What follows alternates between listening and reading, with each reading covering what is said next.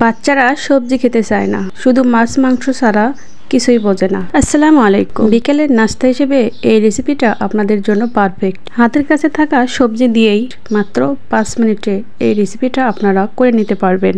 বাচ্চারা সবজি খাবে না, তাতে কি হয়েছে? সবজি দিয়ে নাস্তা বানিয়েই আমি তাদের সবজির পুষ্টিগুণটা পুষিয়ে নিব। আর এটা খেতে কিন্তু অনেক সুস্বাদু এবং মজাদার। এই রেসিপি করার জন্য যে উপকরণগুলো লাগবে তা হলো আলু, পেঁপে আর গাজর। এগুলো আমি চিকন করে কেটে নিয়েছি। তারপর পরিষ্কার পানি দিয়ে ধুয়ে নিলাম। তারপরে এই সবজির মধ্যেও দিয়ে দিলাম পেঁয়াজ কুচি, কাঁচামরিচ কুচি, পরিমাণ মতো লবণ, হলুদ গুঁড়া, মশলার গুঁড়া, আদা রসুন বাটা এবং জিরে বাটা। এর সাথে দিয়ে দিলাম একটা ডিম।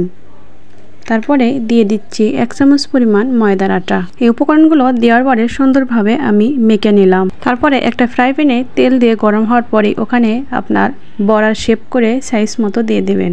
এরপরই হয়ে গেল মজাদার নাস্তা রেসিপি। এভাবেই আপনারা বিকেলের নাস্তা হিসেবে 5 মিনিটে তৈরি করে নিতে পারেন। আশা করি আজকের এই রেসিপিটি আপনাদের অনেক ভালো লেগেছে। অন্য কোনো দিন অন্য কোনো রেসিপি নিয়ে আবার আপনাদের সাথে দেখা হবে। ভালো থাকুন, সুস্থ থাকুন। আল্লাহ হাফেজ।